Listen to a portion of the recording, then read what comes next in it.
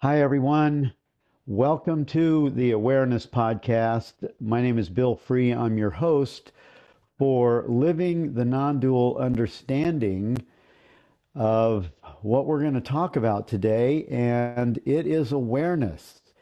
And I am just pleased and thrilled to invite our guest today is a friend, and he's a previous presenter, and he's also has a podcast himself called Awareness Explorers, and he's an expert in the idea and the subject that we're going to talk about today, which is awareness. Welcome, Jonathan Robinson, and thank you for being here.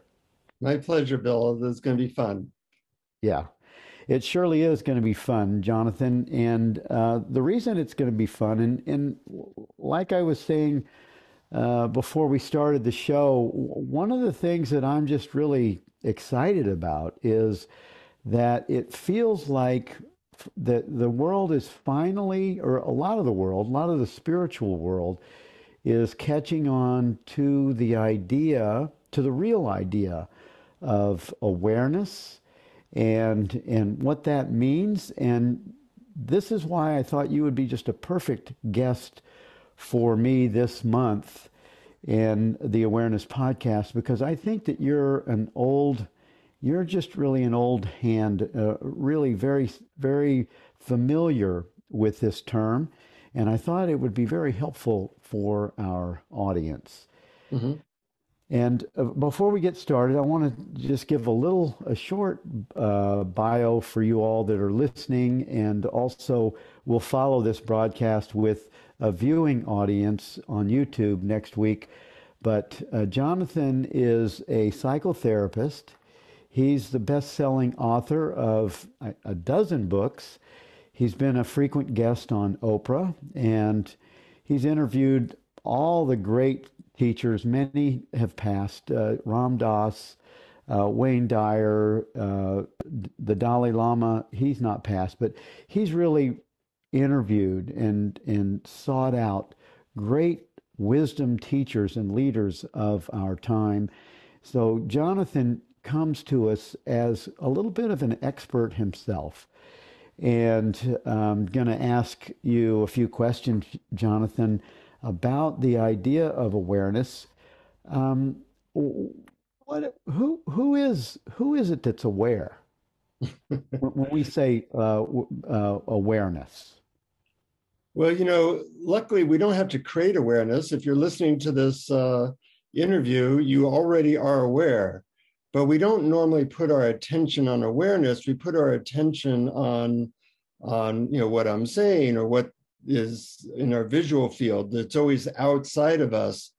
But what I've learned in talking to over 100 spiritual teachers, ranging from, as you said, like the Dalai Lama to uh, Deepak Chopra to Adyashanti, everybody, that being able to tap into pure awareness, where you're really very aware that you're aware, is our true nature.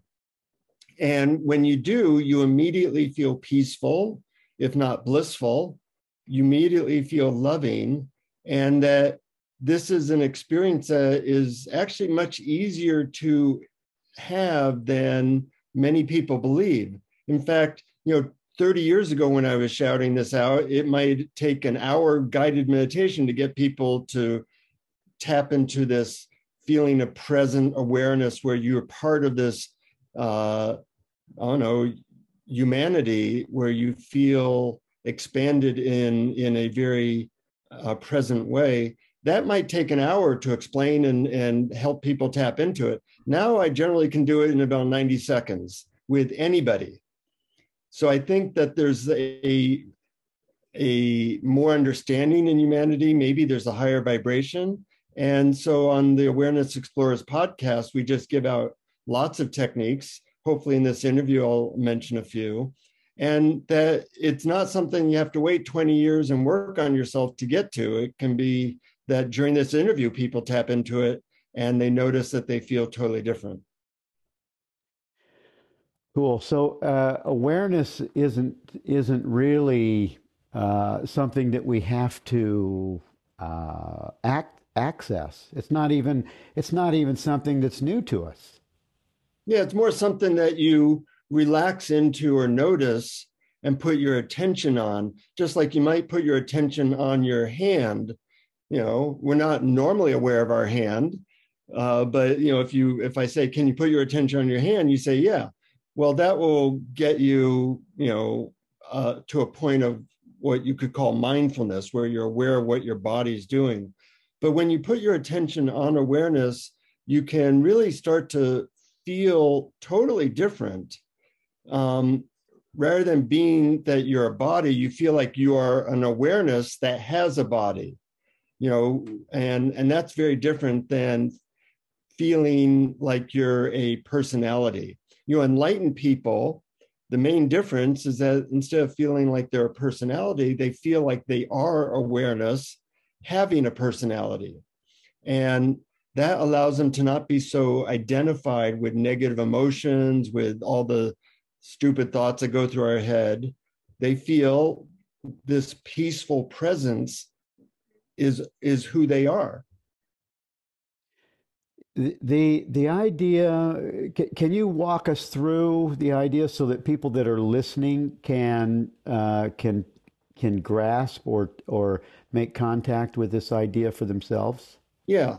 One way of doing it is you can just like say, feel your body on your chair now. So you feel your body on your chair, or you feel a certain emotion that you're feeling. Maybe you're angry, maybe you're sad. So you might say, maybe I'm feeling frustrated. And that's how we identify with our current experience. Now, to disidentify with your experience and become more the feeling that you're awareness, you can just say, well, I notice I'm feeling this. What's noticing? What's noticing is your awareness. So that's a way of like kind of stepping back. And then you can say, not only am I noticing my body, you can step back even further and say, there is a body in front of me. And what notices that is awareness. So going from I am angry or I am a body to I notice a body to there is a feeling of anger passing through awareness. So there is a body that is being noticed by awareness, that can bring you back. But there's a lot of techniques, and the key is that you find a technique that works for you. I know of over 175 different techniques. And I never know which one's going to work for any individual, but during this talk, we might do 2 or 3 more techniques. And often people will say, well, the first 3 didn't work, and the 4th one just made my head explode. And all you need is one technique that gets you there. One of the techniques I use, I like 3-second techniques. So here's a 3-second technique. Okay. Whatever you're experiencing now, ask, what is it in? Well, you could say it's in your mind, or the emotion might be in your body. What's that in? Well, that's in awareness. Right. It can't be memory. It has to come to me from being aware of it instantly, right? Yeah, in this moment. Because awareness is only in this moment. In fact, you and I are always only in this moment. We have thoughts about the future and thoughts about the past, but in this moment, what sees your experience is this, call a field of awareness, or this spacious awareness, or this ability to just know that this is your experience. That's what makes us different from machines. Yeah. And is there a difference between your awareness and my awareness? Well, certainly there's a difference in locality. You're where you are and I'm in my office, but there's really just one awareness which unites humanity.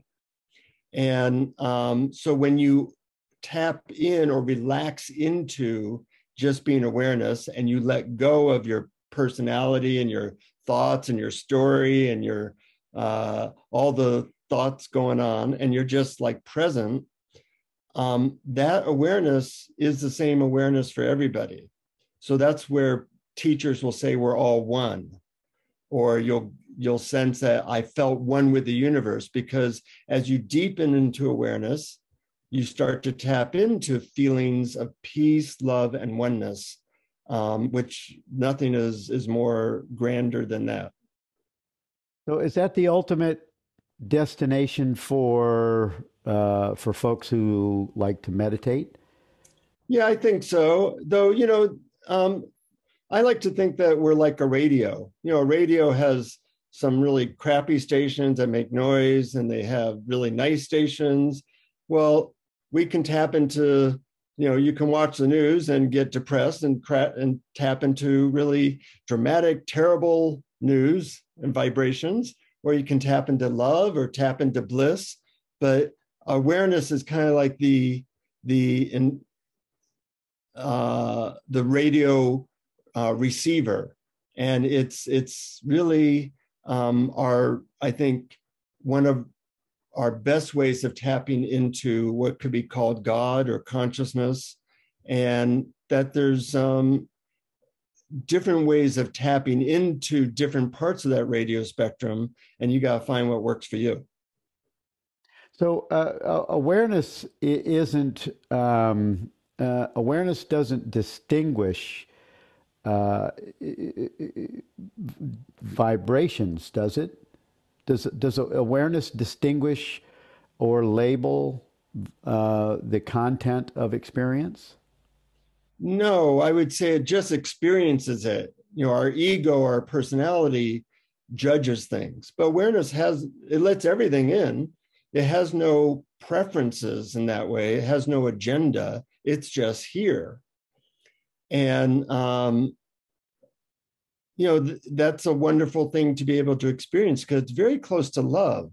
Awareness doesn't say, well, I'll let Bill in, but I'm not going to let seeing the weather outside in. It allows everything in. Yeah. And therefore, it's very relaxing. It's very non-judgmental. Yeah. And would you also say that insects and animals they also share the same awareness? I wouldn't say that, because, well, those things are aware, but the thing that I'm trying to guide myself and other people towards is being aware of awareness. And as far as I know, human beings are the only animal that can do that. It's not like your puppy is trying to know God or has the capacity for doing that. They can be incredibly cute, but they don't have a way of merging with God. And it may be that only human beings have that ability. And therefore, I think it's our destiny evolutionarily to tap into that ability, because when we do, we become more loving, we become more giving, we become more peaceful, and we also become a little bit wiser, because we're not in denial. We're not being driven by all these other parts of ourselves that can sometimes be pretty mean or self-destructive. Yeah. Well, that's an interesting. I mean, I see what you're saying, and I agree that we are a species that is psychologically we're able to experience being aware of being aware. And that must, I can't see that a deer would do that, or that a pig or or a dog or a cat would do that. It seems like their awareness would be coming from the same place, but not be cognizing or distinguishing awareness being aware of itself. Yeah, that's the difference. And most human beings aren't doing that either. Most human beings, they might remember a moment where they had that experience, like, oh my God, I'm looking at the Grand Canyon, that's feeling like newness, and a sense of expansion. But that's a very rare experience for most human beings. A lot of human beings have never had that experience. But if you direct people on simple techniques for doing that, a lot of human beings now can experience it very quickly. And when they do, they notice, wow, I feel really peaceful. I was talking to one of the most well-known self-help authors in America, and she was telling me that she never experiences this. And I said, well, are you willing to try something for 5 minutes? And she said, yeah. And we did this little exercise. In this case, the exercise was simply, we took turns trying to describe what awareness is. And we went back and forth. And within 5 minutes, she said, like, wow, I feel more peace than I felt in the last 40 years. She was like, that's amazing. It's like, not knowing that you have $1 billion in your bank account, and somebody telling you, hey, there's $1 billion in your bank account. And you go, oh my God, And it's been there your whole life. It's been there. Yeah. Right. Yeah, it is. It's interesting that the power of awareness changes the body mind. It changes the mind in a direct experience. Mm-hmm. Just by giving attention to the awareness of what we're talking about, just being aware of being aware. When we give our attention to that idea, it moves us to the experience. Would you say? Yeah, think of it that awareness, being aware of awareness is like a portal. And on one side of that portal is trying to be aware of awareness. On the other side, the experience is one of very deep peace, love, or some people would call connection with God. That's a pretty good, thing to try to do, is to be aware of that portal, because it immediately transports you, as I think Jesus said, try to be in the world, but not of it. And that's a way that you become in the world, but you're kind of like in a whole other world. It's like you're walking around with a hot tub, you being in this perfectly wonderful hot tub. Yeah, the idea of living as awareness, say that you can live in the Jonathan Robinson bodysuit as awakened awareness. Well, that's what enlightenment really is. And it's not necessary that you live there all the time. I live there maybe 5% of the time. But that 5% kind of colors everything else.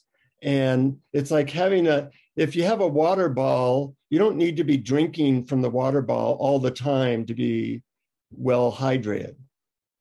All you need is to know that it's whenever you want, there's a drink right there. And so it's like an infinitely fillable water bottle.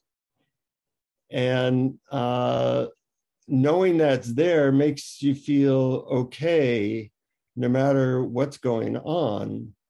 And you don't want to always be focused on that. You don't always want to be focused on your hand, walking around with your hand, looking at your hand all day. But it's nice to know that whenever you need it, it's right there. Yeah. Yeah, it's a shame. It's a shame we can't take our cell phones and call that awareness, because man, the whole world would be plugged into that shit. Yeah, that would we have instant enlightenment throughout humanity. Right? Yeah. I mean, oh my God. Yeah, I hope the cell phone craze that, we just finished the holidays, and I had all my 6 of my grandkids here in the house, and when I would look up, it would be everyone was looking at a device in their hand. Yeah. Well, that's a problem. I call those cell phones or various things WMDs. which is widgets of mass distraction. Yeah. And that's kind of what most people are doing all the time. It's like distracting from unpleasant feelings, distracting from boredom, distracting from intimacy, and distracting from just being present and aware. And it's really hard because our distractions have gotten really good. I don't know if you've tasted the latest flavors of Haagen-Dazs, but they're amazing. And potato chips, and there's everything from Netflix to pornography instantly available to us all the time, Yeah. which keeps us distracted. Yeah. And therefore we never learn this skill of tapping into inner peace, which could be just a short while away. We're trying to find peace outside of ourselves rather than inside of ourselves. Yeah. Well, that really brings up an important idea that it seems to me that awareness is a restoration tool also for the ones that are distracted. You're distracted. You're an alcoholic way before you go to AA. You're an addict to pornography or Netflix or sugar or whatever. You know it before anyone ever tells you, or that voice even reminds you. Well, I do drink a little bit too much, or this or that. And it seems to me that awareness plays a role that releases you from that experience if you're willing to do it. Yeah, think of awareness creates a space. So you're not going down the addictive distraction or drugs or whatever it is. It's like a break. Normally it's like we're being pushed into these addictions, whether it be always needing a new gadget, or always needing some food, or always needing entertainment, or always needing alcohol, whatever it is. And awareness kind of is like a break that allows you for a moment to stop. Now, unfortunately, when doing that, it's hard to stop. So our first experience of trying to tap into awareness is a little bit unpleasant, because going with the flow of that energy, always moving outward, is easy. So we kind of have to go against something at first. But if you can get past that for a few seconds, then you can start to tap into the peacefulness of just being present. But that takes some practice, and that's what things like meditation can help you with. Yeah, yeah. And it also, it requires, I think it requires some beginning inertia, something that is compelling you to want to see things differently. It has to be something that's birthed so fully within you that the inertia takes over the old habit. Mm-hmm. And often for me and for many other people, what helps them get into this is very large amounts of pain. You look at somebody like Eckhart Tolle, who's about to kill himself and he wakes up, or Byron Katie, or the Buddha. There's often like you've taken things as far as you can, whether it be your drinking or your eating or your dissatisfaction, and you just say, I'm just tired of doing that. And when you finally let go of that pursuit, whatever that pursuit is, then sometimes grace can enter, or a space can enter, and you realize that there's another thing going on that is kind of supporting human beings and is always available. Yeah. And do you have someone that's listening to us may have one of these addictive things that they would like to overcome?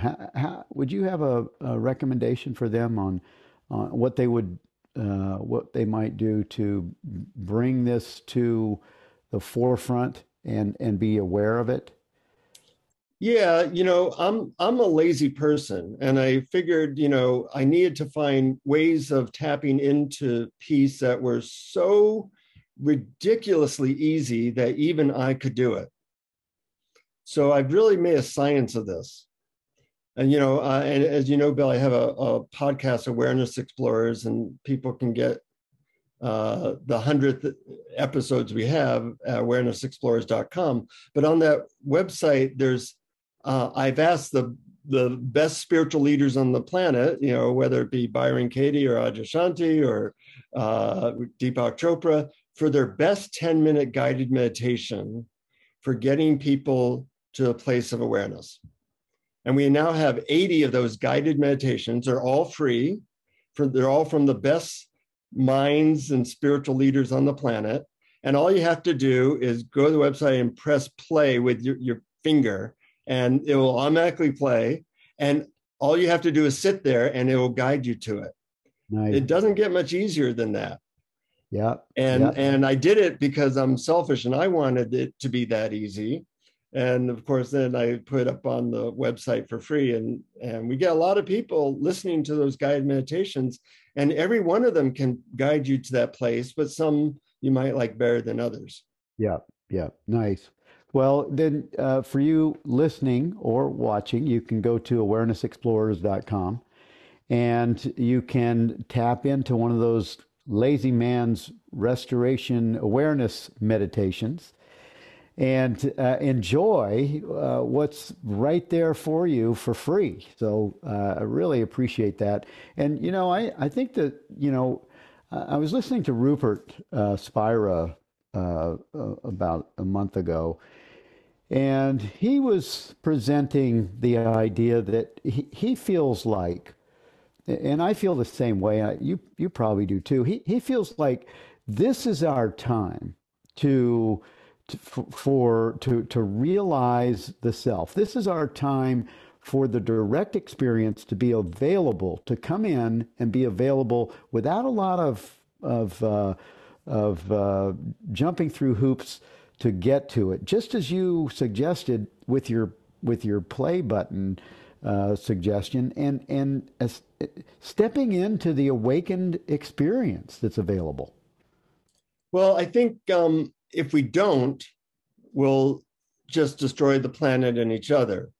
And it sometimes takes, either do this or it's death or destruction. So I think it's really important. We're kind of in a race between our worst tendencies and our ability to tap into this $1 billion of peace and love inside of ourselves. Yes. And hopefully, through your podcast, my podcast, and all these teachers, they're going to make it easy enough that when push comes to shove, people will hopefully choose finding peace within in these great new methods and technologies that are now happening. Yeah. I'm like you. I see the glass half full. Mm-hmm. And I see us moving in the direction of something that people that are spoiled can jump on board, and I think we're a spoiled generation. We're very spoiled with having life pretty easy. This is an easy thing to grab a hold of. And we're making it easier and easier to understand when you realize that you are the happiness that you seek. You are the peace that you seek. You've got the $1 billion right there in the bank. Mm-hmm. And these broadcasts, these shows are really they're compelled to invite people to check it out. Absolutely. And I have a good friend who has read books and gone to teachers, but he never had the experience. So when you have a really good experience through a meditation or method, then you have a friend for life. Yeah. Well, I'm hoping that I really the title of my show. I do a monthly show, and there are four of us that rotate the Awareness podcast, and my show is called "Living the Non-Dual Understanding." Mm-hmm. And I know that you are a student and a teacher of non-duality and a therapist, and I feel that the awareness experience, just speaking about awareness itself, the awareness experience is that experience of oneness, the oneness that all things rise in. And we could also say, and I would be bold enough to say that awareness is what God is. Yeah, once again, if you take a coin, on one side is heads and the other side's tails, but it's one coin. And the analogy I use is that one side of the awareness portal feels like awareness. On the other side of the awareness portal feels like God, unity, one with everything. So think of it like you're entering the gate of awareness, but you come out the gate of Christ or Buddha or one with God. And that's why it's so important that people's way of connecting with God 100 years ago was, to read the Bible. Well, I have nothing against the Bible, but it usually did not give them the experience of God. It just gave them a concept of God. Yes. And that concept often was not even helpful. Right, right. So we need to go beyond the concepts to an experience. And that's where I think we're starting to get to today, where a lot of people are opening up to that experience, and they're doing it through this, not having to read 100 spiritual books. They're doing it in 5 minutes, by the right technique. Yes, yes. And can we try another technique of awareness for the guys that maybe didn't get it on the first or the second? Absolutely. Yeah. Let's play another one of your hundred and something techniques. So you can do this with eyes open or closed. But I like this method. Imagine that you have a big eraser and you're going to erase your feet from the material world. It's just an imagination. You're erasing your feet, you're erasing your lower legs, you're erasing your upper legs, your pelvis, your stomach, your back, you're erasing your chest and your neck. Well, if you erased all those things, you'd feel like you're in your head. And most of us feel like we're in our head most of the time. What would happen if you just started to erase your jaw, your nose? You might feel like you're now in your forehead. Well, what would happen if you could erase your forehead? Would you still exist? Well, you probably have thoughts. What happens if you could erase your thoughts, that you could hear the silence behind your thoughts, but you could still hear my words? What's left? Well, what's left is your awareness, which can never be erased. In fact, try not to be aware right now. You can't do it. There's always an awareness there. And you might feel like you're a certain person, like I am Jonathan, and you might imagine I am a man or a woman. What if you could erase the sense of being a certain gender and you're just I am in this moment, open, aware, no future, no past, and there's just a spaciousness of now, an eternity in now, not going somewhere in the future, just pure here. And that pure here-ness you could call is your awareness. And then you might become aware of your body or of your thoughts. But there's just a background being in this moment that you can relax into.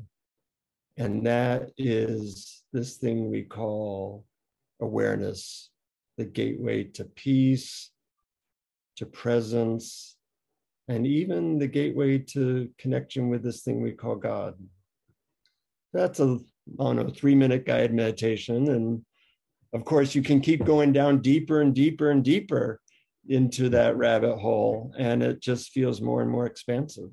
Yes, yes, yes. That was awesome. I love that exercise. I followed that exercise through your one of your recordings once, I guess, because I remember I loved being the eraser and mentally erasing my feet and mentally erasing all of this the body parts and even erasing the eyeballs and Uh-huh. still I was there. Yeah. Yeah. You That's can't awesome. erase awareness until you go to sleep.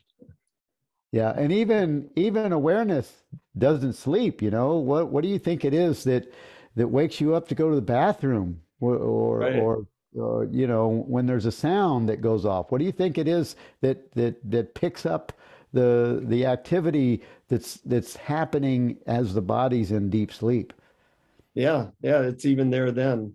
Always pumping, you know, it's the making the bodysuit work while you're like, you could be, you know, one of the my favorite things is to go into an operation and to get, you know, something, when I get something worked on the Uh-huh. body and to go under. You know, I love going under because that last 10 seconds goes 10, 9, 8, and all of a sudden I'm waking up again. Well, Yeah. what happened during that out period? Awareness was still present. Yeah. That's an interesting subject. Like, what is it that goes out and what is it that comes back in? And it might be kind of like how it is to die. You know, a lot of people have had these near death experiences, including me, and they thought that maybe when their heart stopped, as mine did, and they're called clinically dead, that there'd just be nothing. But it ends up, no, you enter into a whole nother world of light and vibration and connection with other beings. You know, the world is a mysterious place. And if we can get beyond being so focused on our story and our thoughts and the emergency that's always going on in our head, and more focus on our heart and awareness, it's like a doorway to a lot of different things. Yeah. And first, it gives us, even in a bodysuit, it gives us a direct experience of the peace and happiness that you're describing. It also comes with the qualities of intelligence and Mm-hmm. and and and choosing things. It seems like when we're established as awareness, as that presence, it seems like it brings to us an intelligence of what to do and where to go. Yeah, I definitely agree. You know, I've been pretty successful in my career, sold a lot of books and such, and people ask me how that happened.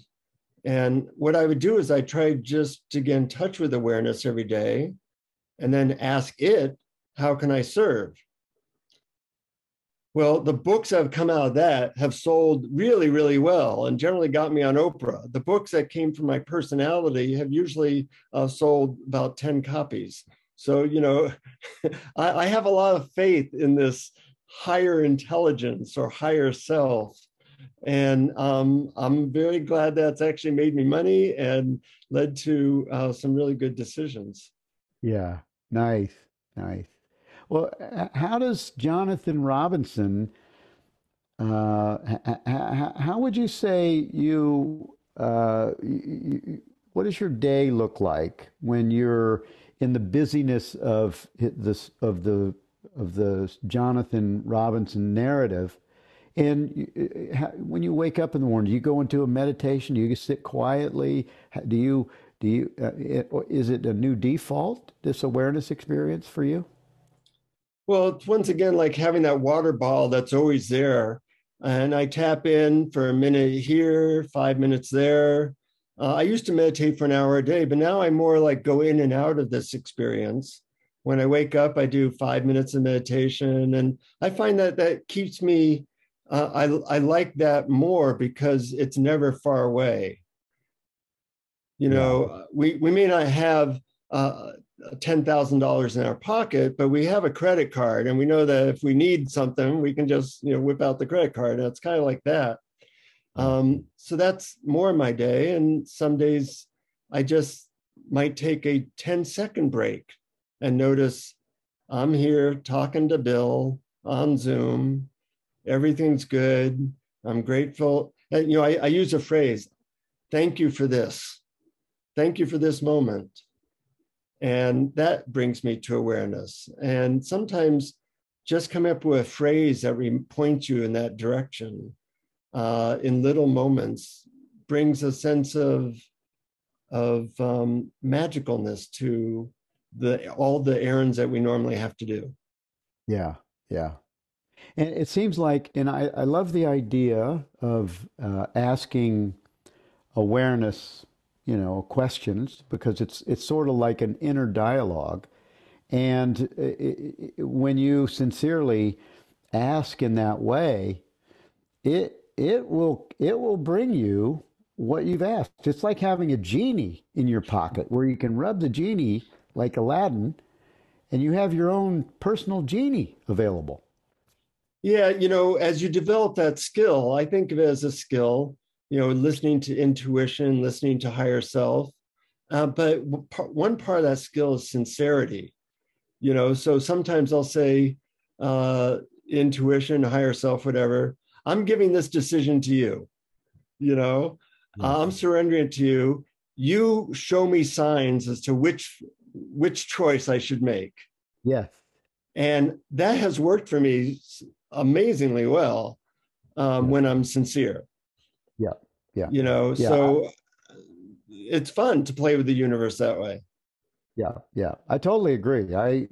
I feel that we do, we laugh about having $1 billion in the bank. Well, we have that access. We have access to that intuitive wisdom of all time that will answer us if we have that childlike heart that just really knows it will answer us.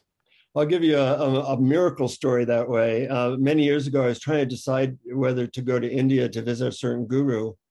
And I said, I need to know by next Wednesday, or, that's the latest I can book the ticket. Well, by Wednesday, nothing had come clear to me. I'm like exhausted thinking about it. And I had the thought to turn on the TV. So I turn on the TV, and what's being shown is one of those preacher shows. I'm not big on preacher shows. So I'm about to turn the channel, and the preacher says, you need to go to India.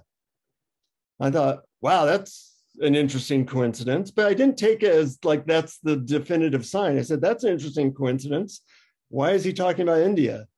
And then the preacher, this is a true story. The preacher says, I'm getting the message. He pauses for a second. He says, Jonathan, you especially need to go to India. What? Yeah. Which, made my head explode. I immediately start crying to get that clear of a sign. God was saying, well, this guy, Jonathan's an idiot. He needs a really clear sign. So I went to India. It was an amazing trip.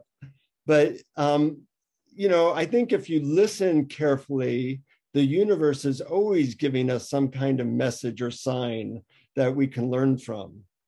And the more you are just a pure awareness that you're looking for learning, and you don't have so many stories going in your head about how things should be, that you can learn very quickly and see those signs that are always happening.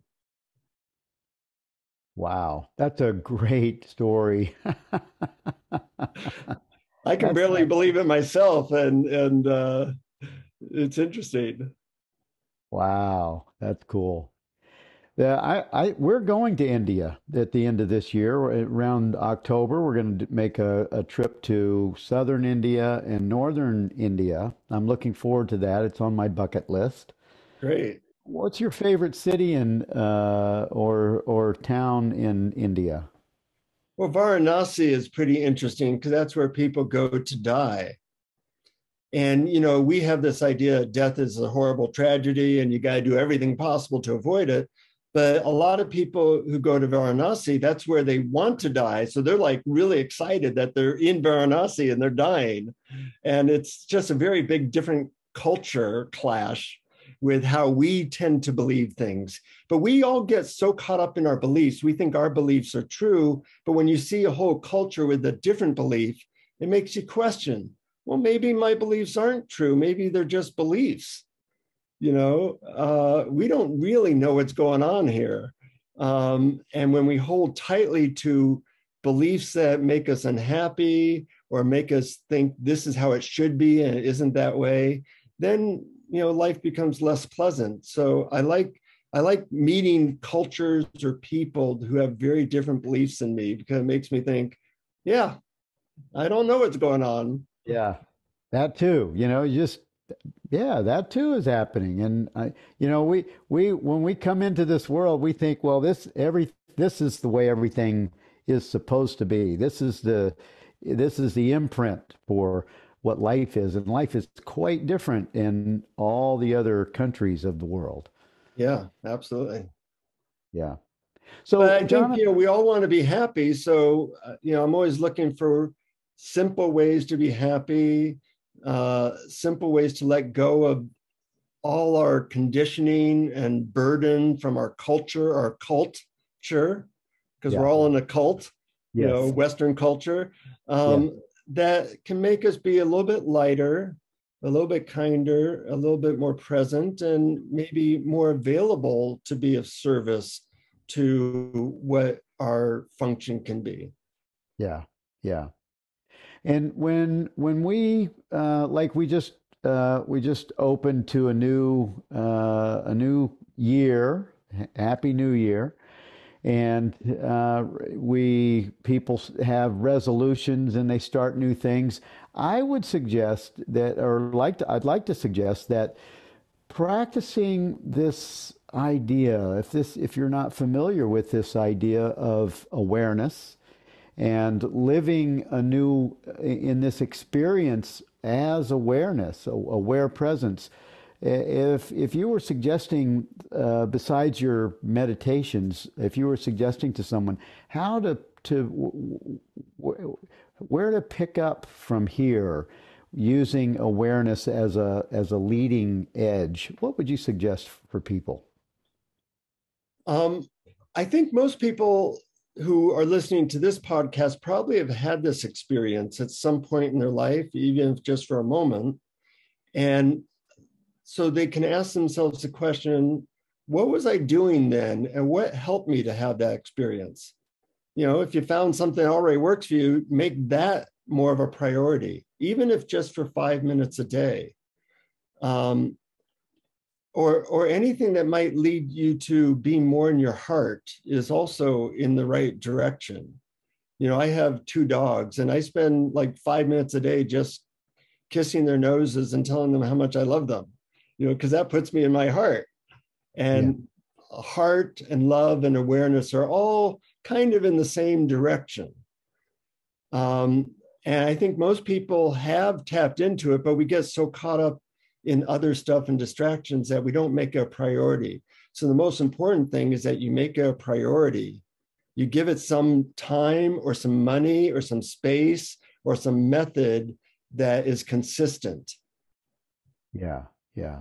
And that exchange with your dogs, and I have a little bit different take on awareness than you described. That I do agree that the human experience somehow psychologically is able to be aware of being aware, and animals probably can't do that. But I think I have a sense that the awareness that is in the background of experience without labels, judgment, distinctions, I have a sense that that's the same awareness that is the awareness of the animal and plant kingdoms. Mhm. Yeah, Yeah. that might be. I'm going to have to ask my dog about that. Yeah. Yeah. I think that might be a good exercise. Let me ask you now, is Awareness Explorers still a live broadcast or is that a recorded broadcast? It's recorded. We just recorded our 100th episode, Nice. and but we come out with a new one every 2 weeks. Okay, cool. And who would you say, and your partner with that broadcast is Brian somebody, Yeah. right? Brian Tom O'Connor, yeah. Yeah, yeah, yeah. And he wrote a book on, what was the name of it? It's called Awareness Games Yeah, he does a whole bunch of games on awareness, and I think you can buy that book on Amazon. for like $8. Yeah. So there's another thread for people that are looking for how to open up this idea of awareness and make it a practical a new experience in your life. Yeah. And once again, you find something. I think he offers 80 different games that you can do in under a minute. He tried to make it really easy, and so it's like 10 cents per game, 10 cents per method. But if you don't make it a priority, there's so many other things calling our attention nowadays, and Yeah. you really have to make a something that I'm spending 10 minutes a day doing this no matter what. At one time, we didn't, it wasn't a priority for us to use toilets. We were two, and we said, if I get to the toilet, great. If not, it's not a problem. But at some point, you decided it doesn't matter how busy I am. It doesn't matter if I'm stuck in traffic. It doesn't matter if I'm in the middle of a meeting. I am going to find a toilet if I need a toilet, because that's important. We made a decision. And you kind of have to do the same thing with this. You have to decide, I'm spending 10 minutes a day or half an hour a day doing this no matter what. Yes. Yes. So if this is you and you really want this, just establish yourself to make the decision. I really want this. Just as Jonathan pointed out, when we really want something, when we really know that this has to happen, it's going to happen for us.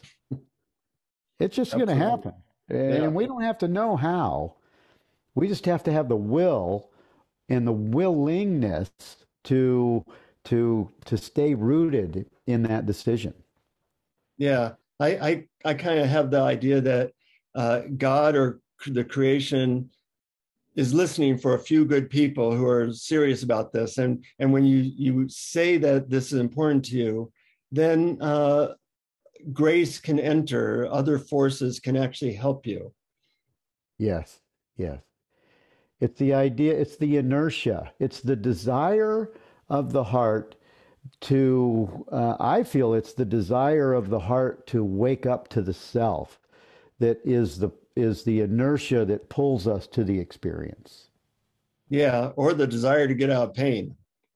Yeah, or the desire to get out of pain, right? Just like you said. You Yeah. surrender. You come to a place of, oh my God, can it be any worse? It can't get worse than this. Help. Uh-huh. Yeah. As a kid, my stepfather used to beat me rather frequently. Um, and I think he when must have been my stepfather's like twin brother. maybe they have a syndicate. They're all really angelic beings trying to help us experience deep pain. So then we'll search diligently for how to get out of it. Yes. Yes. Tell me more. Well, I like to tell people I was blessed with a very dysfunctional family and a really bad stepfather. And so, I kind of had my midlife crisis at age 11.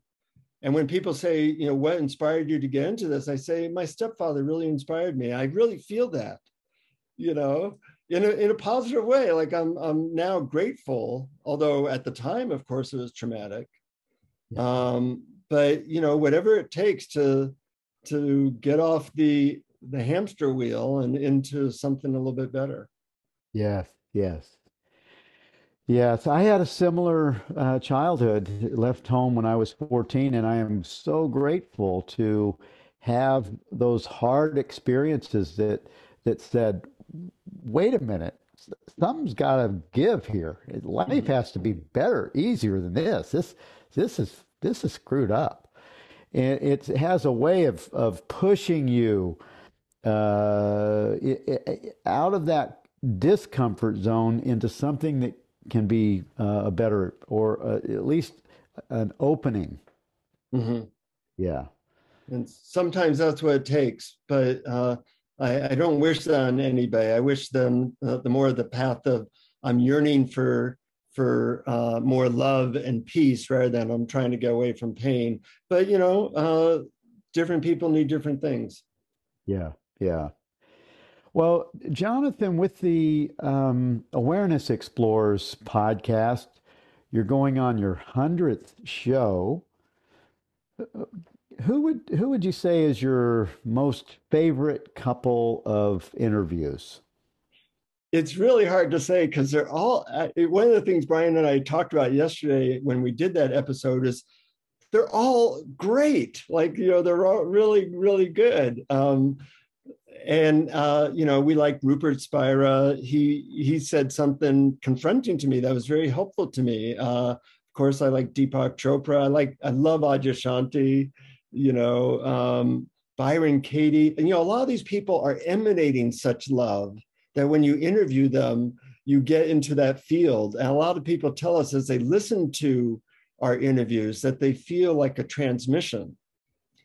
So sometimes people just get high. I have one person say they listened to the interview we did with Adyashanti over 40 times because he gets high every time he listens to it. And I think everybody has a piece of the puzzle. So there's been times where an interview I thought wasn't very good. And then 6 months later, I listen to it and I go, oh my God, how did I miss that? Isn't that funny how that happens? I've done the same thing, and I'm so grateful to be in this experience, this experience where we get to share, just like we're sharing you here today with our audience, Mhm. and to get comments that people are having, awakening experiences. They're having their lives are being changed from a life of emotional or psychological suffering. They're able to experience life in a new way, just with a few of just maybe from one broadcast. Mhm. And Yeah. you and I are pretty lucky in our we're white, we're male. A lot of people are discriminated against. A lot of people have hard financial situations. The great news is that awareness is equally available to everyone all the time. It Yeah. doesn't matter if you're poor, certain color, you have a lousy job. It's equally available. It's the a way that there really is equality. There's not equality. There's not peace in the world, and there never has been. Yes. But there is equal access to peace within, no matter what your situation. Yeah. Yeah. So true. Well, we've come to the end of our time together for the Awareness Podcast, and it has been an absolute blast for me to discuss these things with you, Jonathan, and I feel brotherly close to you. Thank you for the way you show up, and it just feels just like a good vibe to be able to share. I always love spending time with you, Bill, and love the work that you do too. Thank you. Thank you, Jonathan. And thank you, everyone, for joining us here on the Awareness Podcast. And be sure and visit the awareness in the URL awarenessexplorers.com Yep. and find Jonathan and Brian over there and enjoy some of their amazing podcasts that they have 100 of now. And thank you for joining us here for the Awareness Podcast and the Teachers of God Foundation.